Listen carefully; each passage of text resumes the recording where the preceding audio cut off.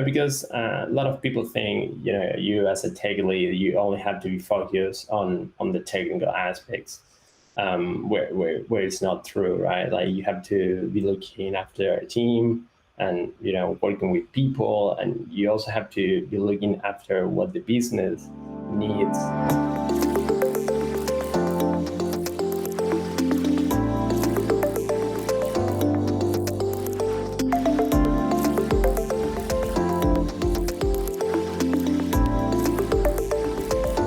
So I first came to New Zealand in September 2014, just, with the working holiday visa. Was mostly kind of, okay, I want to, travel around, see the world. And I was like, okay, why not? So I came here, and basically after a month of looking for a job, I was working in a small IT company. And then, so basically at that point, was mostly same what I was doing back in Argentina, using the same technologies, but also learning quite a few things. Also, I mean, it's a big change, because I used to work for US companies, so it was all in English, but it's not the same, the day-to-day every talk in English than, like an email or a call in English. So getting used to that as well. But it was a good experience. But after a year, I basically left. I went, travel in Asia for 6 months and whatnot. Then went back to Argentina, stayed there almost a year. And at that point, I realized, okay, maybe I want to go back to New Zealand. At that point, I gave Santi a call. I gave you a call. I was like, hey, can you find me a job? One of the first things I realized was, back in Buenos Aires, kind of again in the rat race, or again in the grind, and it's like the people, the chaos, like the big city. And I was like, I want to be living this again, even though I'm from the city of Buenos Aires, and I'm used to that. I was like kind of used to living in Oakland, where it's like really quiet. I could walk to the office literally, and it's like the speed of the day-to-day is way different. Here is way more relaxed, and I didn't want to be stressed. Here in New Zealand, like the balance, work-life balance is quite good. Of course, you have deliveries and deadlines and whatnot, and you have to do, some extra work and stay late and whatnot. But usually, you start at 9, and at 5, you're like, okay, guys, see you tomorrow. And everyone is like, yeah, bye. It's not like, no, you have to finish this, or that is, is way more relaxed. Or even sometimes, hey, I want to take a week off, and everyone is like, yeah, sure, see you in 2 weeks, whatever. So in that terms here, it's super relaxed, and compared to Argentina, it's more like, oh no, we have to do like, an extra hour every day, or have to meet the deadline is super tight, and no, you can't take time off, stuff like that. Plus the amount of people, plus the commute, And here I was in a weird position where I was living pretty central, so I used to walk to the office literally like 5 blocks away from my house. Living in the city, it wasn't even that expensive. So, the contrast was quite big. And then, over the weekends, you can go to basically any direction, 20 minutes, and you're at the beach, right? So comparing that to, again, being in a big city where you can get out to the nature, that was also a big decision for me. I want to be more relaxed. I want to be able to go to the beach every week. I think here in Auckland, we are quite lucky in terms of the nature. I mean, you can do a lot of things. You can go for a hike. Well, I mean, again, the beach is really close by, so you can surf, or you can go for a swim. I do kite surf, so yeah, do that.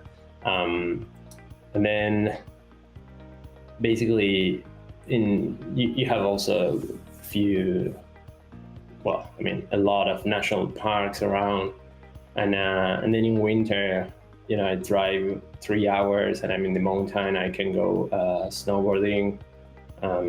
So everything is, kind of close by for the nature, and yeah, it's pretty awesome. I had that experience back home, working as a tech lead. But here, as you say, I started again as a senior software engineer, and it was different because it was like a really small company. We were like 4 people. I had a lot of contact with the customers, for example. So in that aspect was quite a big change, but helped me, kind of learn a lot as well. Kind of the detail to what the customer needs and the customer satisfaction and all the the importance to that, which then when I moved to another company, adding those experiences together, I think it kind of gives you the an extra value, because a lot of people think, you as a tech lead, you only have to be focused on the technical aspects, where it's not true, right? Like you have to be looking after a team and, working with people, and you also have to be looking after what the business needs, and that's like usually customer satisfaction, right? So it's not only having the best technical solution, but also thinking what the user needs. And meanwhile, you do all that, you have to, have a nice team culture and like a nice and functioning team, where people, want to work, and it's, kind of enabled to propose ideas and make mistakes as well, right? I guess you could say, yeah, at some time, as every immigrant, you struggle with the language at some point, right? Nothing that you can't learn. Sometimes you are in a meeting and someone's saying a word that you don't know, stuff like that, but it's just taking note and looking that afterwards. But yeah, I mean, besides that, nothing. And in terms of benefits, I think, a lot of times, because of the things I was mentioning before, like kind of the stress we are used to get at our workplaces. Then when we switch to here, kind of you're still kind of in that mode. So when you have like a tight deadline, it's fine. You can cope with that. And also, I think we are a lot of times like way more creative in terms of, okay, we want this, but why do we want this? Because we want to add this value to the customer. Okay, instead of doing all that, maybe can we do this that is like way faster, smaller, and like accomplish the same solution? And people usually is like, yeah, sure, I didn't thought about that, and like, let's go for it, right? So instead of taking 3 weeks, it's taking 3 days. Maybe it's not the best solution, but you can, add that value to the customer, and everyone's happy, and then you can take your time to fix things later on.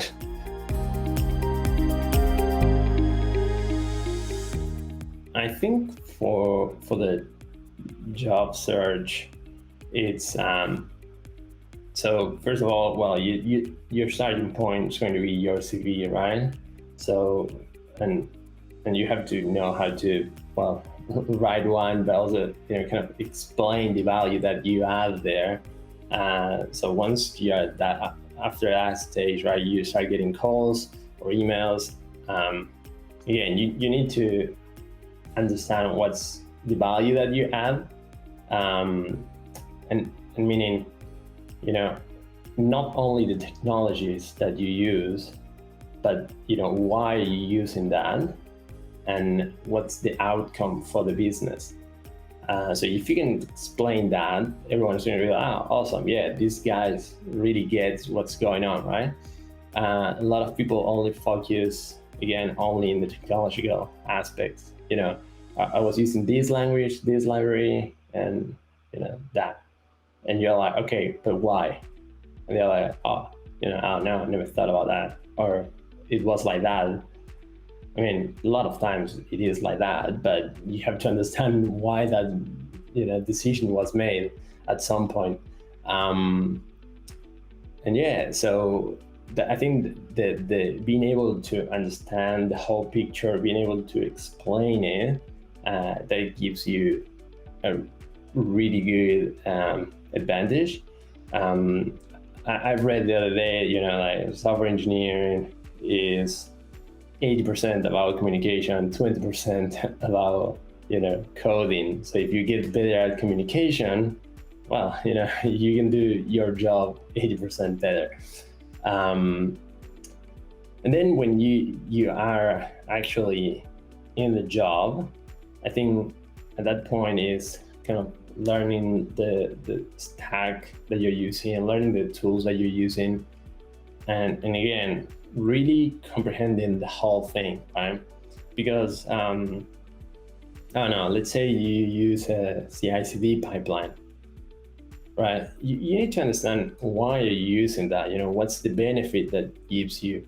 Not only that if you do this and that, then the code will be deployed to the dev environment, because when someone asks you, oh, were you using CI/CD? Yeah, okay, what was the benefit of that? And you're like, oh no, I just deploy, I use it to deploy. You have to be able to say, well, we run the leans, we run the unit tests, we fail fast, we try to avoid getting bugs to production, kind of giving the understanding of what's the benefit out of that, why you use it. Even though you didn't set up the pipeline, right, for example, but you comprehend what's the idea behind it. How do you take benefit of knowing the benefits of the tools you're using it in order to be able to grow? Everyone basically have to start covering more ground as they progress in their career, right? So at that point, everyone's going to start measuring your width of knowledge and your depth of knowledge, right? So meaning how many things do you know, how deep you know each thing, right? So when you start comprehending better the tools and everything in a maybe a lot of things on the surface and a few things way more deep, what that helps you is basically that if you need to solve a problem, you might know a tool for that, right? You might heard of a solution, and you don't need to actually know the solution into the detail, but I know what to look for and I know where to find that, right? And I can point people in the right direction, or I can say, I know that this tool will solve my problems. I just go in, find a tutorial, and then I get it up and running, right? Where another person might not know this answer, right? And then they have to investigate, make mistakes, and then it will take you 3-4 times the time plus the mistakes in the middle. I guess you're in a workplace, you have people with a lot of experience, right? And they made decisions because of X, Y, Z, right? For some reasons. So if you know the reasons they made the decision and you know the tools, then you can apply that knowledge elsewhere, right? If you don't know the decisions, then you might want to apply the tools, but might be for the wrong reasons.